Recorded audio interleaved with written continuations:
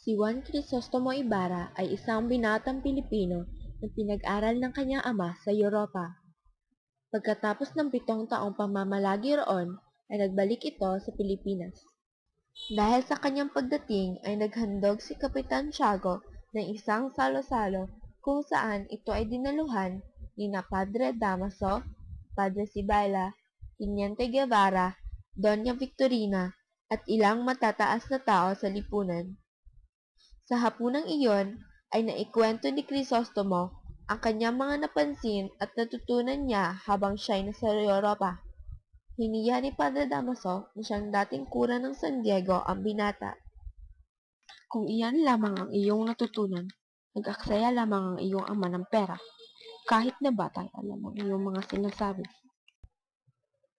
Ngunit, ito hindi na lamang niya pinansin at magalang na nagpaalam at nagdahilang may mahalagang lalakarin.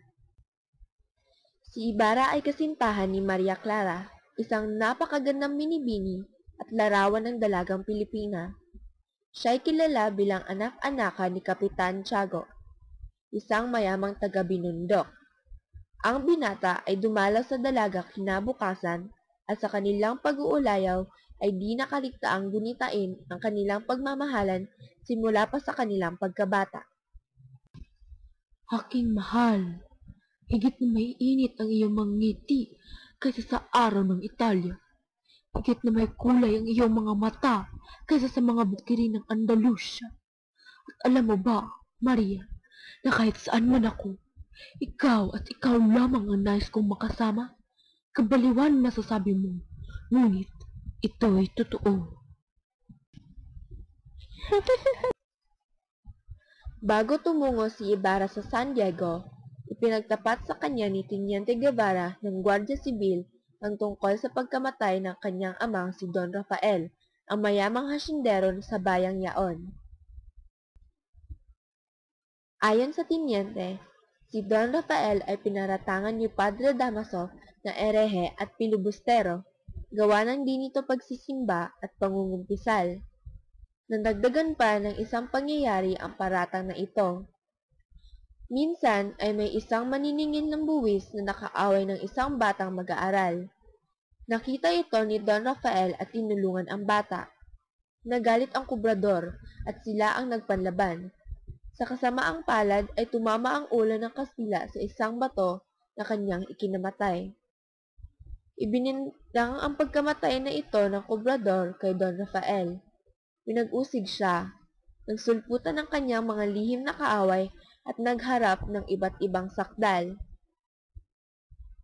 Siya ay nabilanggo at nang malapit ng malutas ang usapin, nagkasakit ang matanda at namatay sa bilangguan. Di pa rin nasiyahan si Padre Damaso sa pangyayaring iyon. Inutusan niya ang tagapaglibing na hukayin ang bangkay ni Don Rafael sa kinalilibingan nitong sementeryo para sa Katoliko at ibaon sa libingan ng mga inchik. At dahil umuulan noon at sa kabigatan ng bangkay, ipinasya ng tagapaglibing na itapon na lamang ito sa lawa. Hindi binalak ni Ibarra maghiganti sa ginawang kabuktutang ito ni Padre Damaso. Sa halip ay ipinagpatuloy ang balak ng kanyang ama na magpatayo ng paaralan. Sa pagdiriwang ng paglalagay ng unang bato ng paaralan, kamuntik nang mapatay si Ibarra kung hindi siya nailigtas ni Elias. Sa paglagpak ng bato, habang ito'y inihuhugos, hindi si Ibarra ang nasawi, kundi ang taong binayaran ng lihim na kaaway ng binata. Sa pananghaliang inihandog ni Ibarra pagkatapos ng pagbabasbas, muling pinasaringan ni Padre Damaso ang binata. Ang mga mayayabang at kakampi ng mga Indio ay pinarurusahan ng Diyos at ang mga ama nilang makasalanan ay nabubulok sa kulungan. Hindi na lamang niya sana ito papansinin, subalit nang hamakin ang alaala ng kanyang ama ay hindi na siya nakapagpigil at tinangkang saksakin ang pari. Salamat na lamang at napigilan ito ni Maria Clara. Dahil sa pangyayaring ito ay itinawalag o ineskomunyon si Ibarra ng Arsobispo ng Simbahang Katoliko Romano. Sinamantala ito ni Padre Damaso upang utusan si Kapitan Tiago na sirain ang kasunduan sa pagpapakasal ni Ibarra at Maria Clara. Gusto kong magpakasal ka sa aking pamangkin na si Linares. Siya ay isang Kastilang bago lamang nakarating ng Pilipinas. Dahil sa pagkasindak sa gumuhong bato noong araw ng pagdiriwang, si Maria Clara ay nagkasakit at naglubha. Dahil sa ipinadalang gamot ni Ibarra na siya namang ipinainom ni Sinang, gumaling agad ang dalaga. Sa tulong ng Kapitan General ay napawalang bisa ang pagkaka-excomulgado ni Ibarra. Ipinasya ng arsobispo na muli siyang tanggapin sa simbahang Katoliko. Ngunit, nagkataon ng sinalakay ng mga taong pinag-uusig ang kwartel ng sibil at ang napagbintangang may kagagawan ay si Ibarra, kaya siya ay dinakip at ibinilanggo.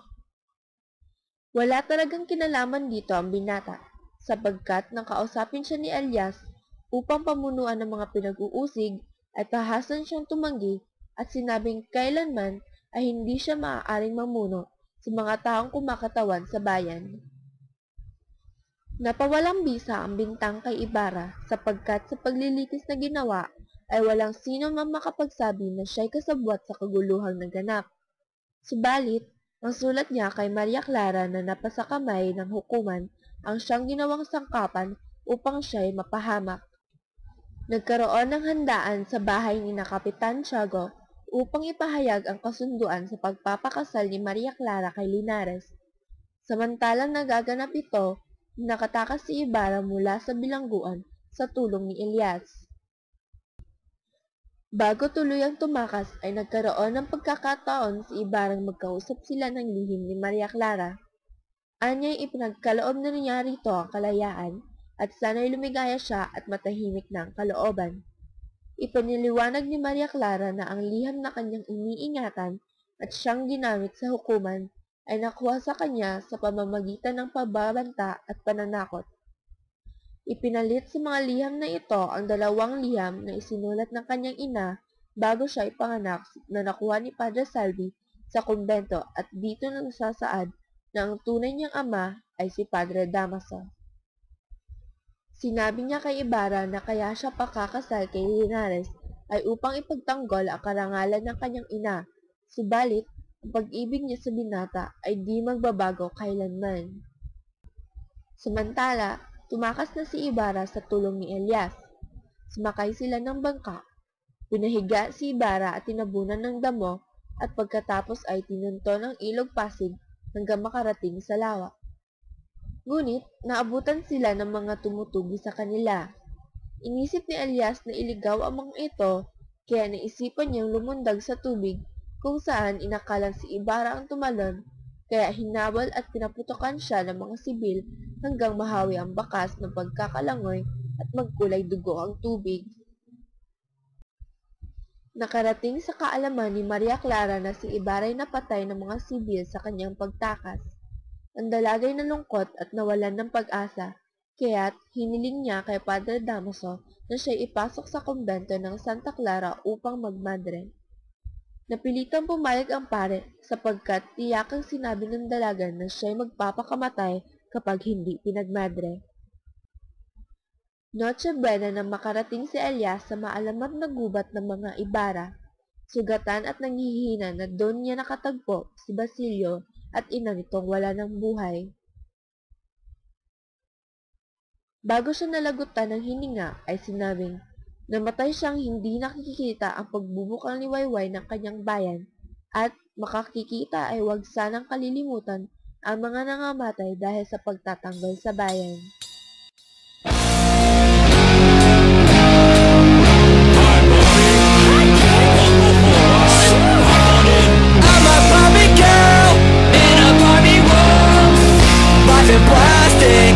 It's fantastic. You can brush my hair and dress me everywhere.